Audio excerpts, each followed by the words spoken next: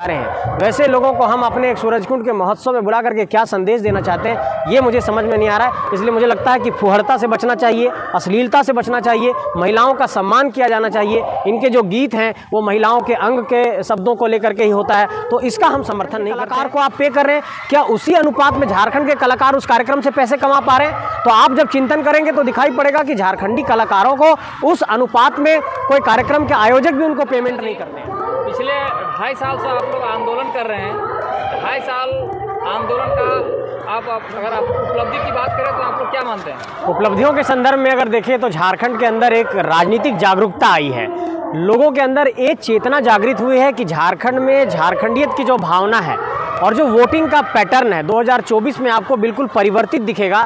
और ये दिखाई पड़ेगा कि झारखंडी जनमानस जब वोट को कास्ट करने जाएगा किसी पोलिंग स्टेशन पे, तो इस बात पर वो चिंतन करेगा कि हमारे हक अधिकार के लिए कौन लड़ाई लड़ रहा है और कौन हमारे हक अधिकार को कानूनी तौर पर झारखंड की जनता को दिला सकता है। तो अगर उपलब्धि के तौर पर देखेंगे तो 4 उपलब्धियां गिना दूंगा। पहली उपलब्धि ये है कि झारखंड के भीतर जो हम लोग लगातार ये बात कर रहे थे कि अलग अलग कंपनियों में पुनर्वास की नीति, नियोजन की नीति, एक कंपनियों पर दबाव बना है। आपने देखा होगा कि अब कंपनी में अगर कहीं कुछ मजदूरों के साथ होता है तो हम लोग मुआवजा के लिए बैठते हैं तो वो मुआवजा देते हैं। दूसरा लाभ ये हुआ है कि गांव घर से, खेत खलिहान से लीडर निकल रहे हैं, लीडरशिप का स्किल आया है, नौजवान राजनीति में कदम रख रहे हैं। जो नौजवान राजनीति से पीछा छुड़ाते थे आज बहुत ही चाव से, बहुत ही इच्छा व्यक्त करते हुए जेबी केसेस से जुड़ रहे हैं।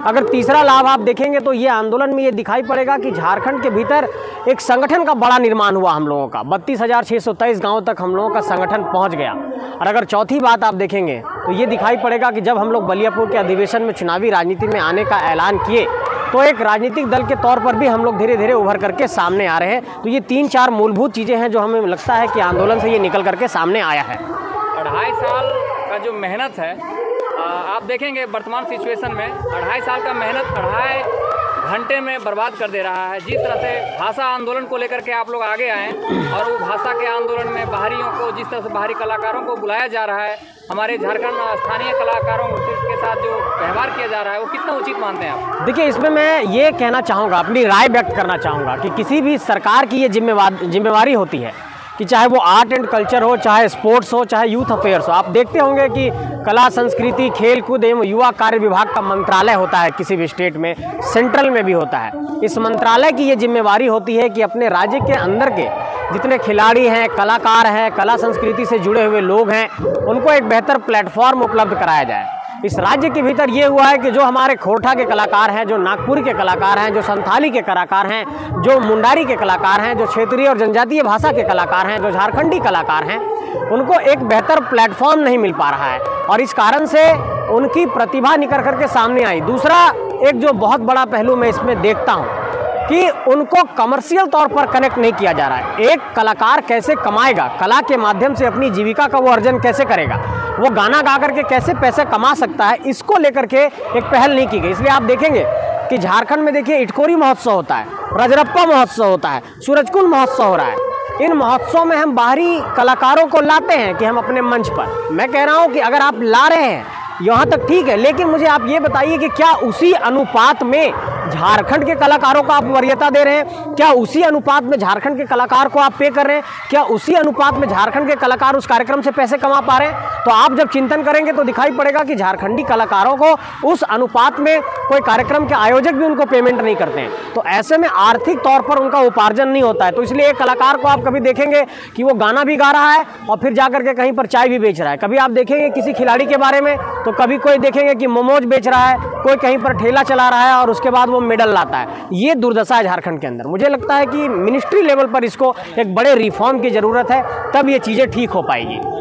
जो कलाकार आ रहे हैं क्या जेबी कैसे उसका समर्थन करेगी या विरोध करेगी? देखिए, मैं ये साफ तौर पर कहना चाहता हूं कि झारखंड के अंदर हम लोग झारखंडी कलाकारों को प्राथमिकता देंगे और जो भी ऐसे आयोजक हैं, जो भी इस तरह का आयोजन करा रहे हैं, सिर्फ कोरम पूरा करने के लिए कि हाँ हमने झारखंडी कलाकार को स्थान दिया है, इस आधार पर नहीं चलेगा। झारखंड के कलाकारों को प्राथमिकता के सूची में रखिए। किसी भी कार्यक्रम में झारखंड के अंदर जेबी केसेस अपना स्टैंड ये साफ करता है कि झारखंड के अंदर चाहे वो झारखंडी कलाकार हो, चाहे वो झारखंडी खिलाड़ी हो, उसको पहली पंक्ति में स्थान मिलना चाहिए। अगर ऐसा नहीं होगा तो जेबी केसेस इस पर अपना रोष प्रकट करता है, अपना विरोध प्रकट करता है। 10 तारीख के कार्यक्रम को लेकर के आपको क्या कहना है?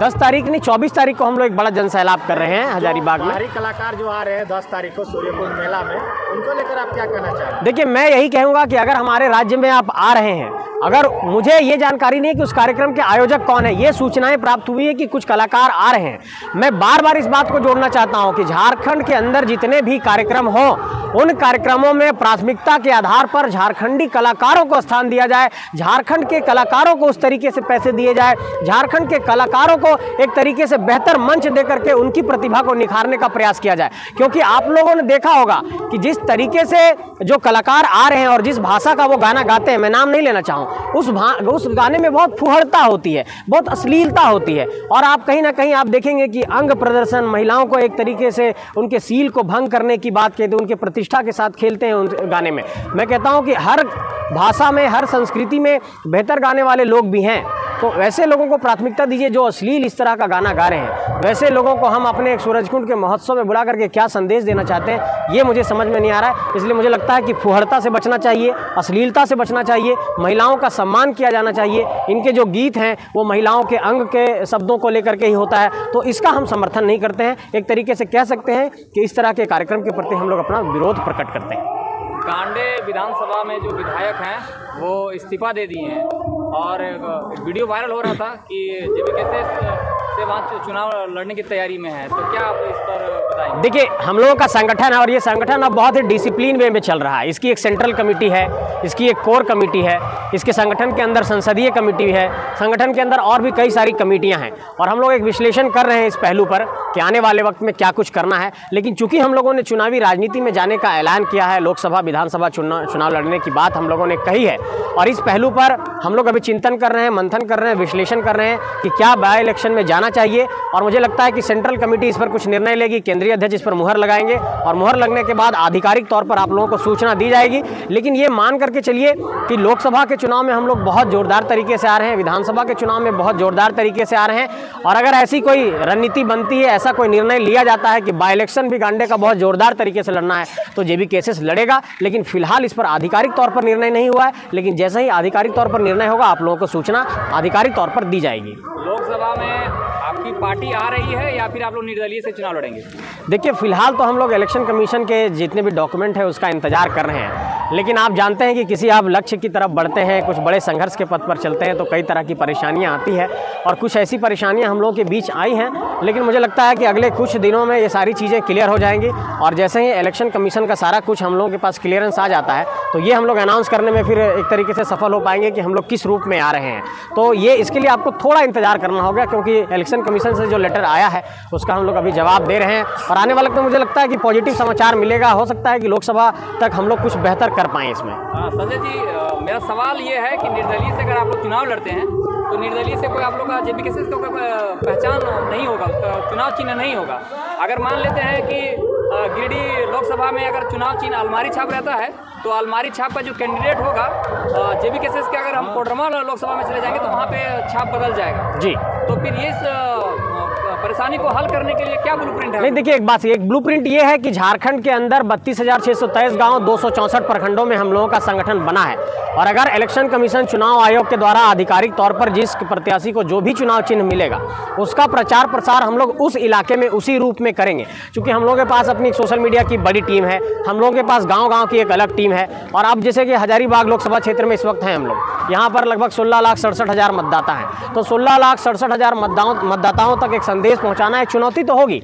लेकिन ये मान करके चलिए कि चुनाव प्रचार के दौरान जब हम लोगों को अपना चुनाव चिन्ह अलग अलग मिलेगा अलग अलग क्षेत्रों में, तो हम लोग ये कोशिश करेंगे कि उसी चुनाव चिन्ह को जो जेबीकेएस के कैंडिडेट का होगा, जो प्रत्याशी का होगा, उसको तुरंत गांव तक पहुंचाने का प्रयास करेंगे, चाहे वो ऑफलाइन माध्यम हो, चाहे ऑनलाइन माध्यम हो, चाहे डिजिटल माध्यम हो, चाहे इंटरनेट हो, चाहे घर घर जाकर के डोर टू डोर कैंपेन हो, ये सारे माध्यम से हम लोग अपना पहुंचाएंगे। यही ब्लूप्रिंट है हम लोग। मानते हैं आप कि ये आप लोग का जितना भी प्रचार प्रसार हुआ है वो सोशल मीडिया में हुआ है। अगर गिरिडीह लोकसभा में कैंडिडेट अलग होगा या फिर जो चुनाव चिन्ह वहाँ रहेगा, और अगर आपका हजारीबाग लोकसभा में रहेगा, तो जितने भी आपके वोटर्स हैं वो डिजिटल प्लेटफॉर्म से ही जुड़ रहे हैं अधिकतर, तो नॉलेज फिर वहाँ पे ही समस्या। नहीं, इतनी राजनीतिक चेतना है लोगों में कि क्या आप देखते होंगे पंचायत के चुनाव में, बगल वाले पंचायत में चुनाव चिन्ह अलग होता है, बगल वाले पंचायत में अलग होता है, अलग अलग प्रत्याशियों का। तो गांव तक संदेश जाने के बाद लोगों में इतनी समझ है कि वोट कैसे करना है। और मुझे लगता है कि झारखंडी जनमानस को जो हम लोग 2.5 साल में जगाए हैं, तो उस जगाने का एक परिणाम तो ये मिलेगा कि कम से कम वो ये निर्णय कर सकें कि किस पहलू पर हम लोगों को कैसे निर्णय करना है। तो ये निश्चित रहिए कि हम लोग झारखंड के लोगों को जागरूक करने में कामयाब हो जाएंगे।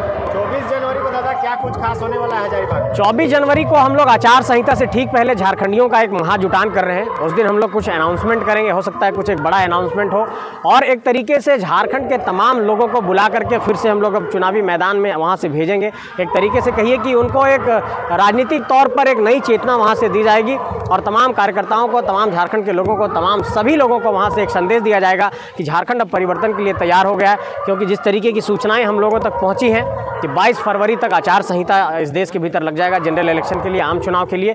तो हम लोग चाहते हैं कि आचार संहिता लगने से ठीक पहले हम लोग एक बड़ी सभा कर लें और बड़ी सभा के माध्यम से अपने कार्यकर्ताओं को, अपने समर्थकों, झारखंडी जनमानस को एक संदेश दें कि जेबी केसेस अब चुनावी मैदान में जा रहा है और हम लोग अब परिवर्तन के लिए तैयार हैं। और कुछ चीज़ें उसी दिन मंच पर आप लोगों को घोषणा के रूप में दिखाई पड़ेगी। संजय मेहता जिंदाबाद, जिंदाबाद, जिंदाबाद, संजय मेहता जिंदाबाद, जिंदाबाद, जिंदाबाद। क्या कुछ ऐलान होगा दादा कि कौन से लोकसभा से कौन से प्रत्याशी होंगे? कुछ ऐसा इंतजार करिए, 24 तारीख का इंतजार करिए।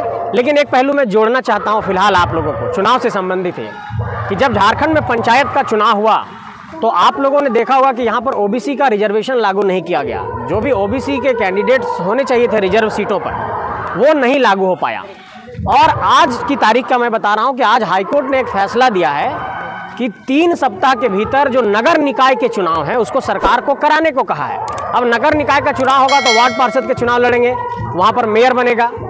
अब ऐसे में इस बात को समझिए कि वहाँ पर अगर रिजर्वेशन नहीं लागू होगा तो कैसे ये तय होगा कि ओबीसी के रिजर्व सीटों पर ओबीसी का कैंडिडेट लड़ेगा। ऐसे में हम सरकार से आपके माध्यम से ये कहना चाहते हैं कि 3 सप्ताह के भीतर हो सकता है कि झारखंड के अंदर निकाय चुनाव का ऐलान हो, चूँकि हाईकोर्ट ने कहा है और वो फैसला को सरकार को मानना होगा।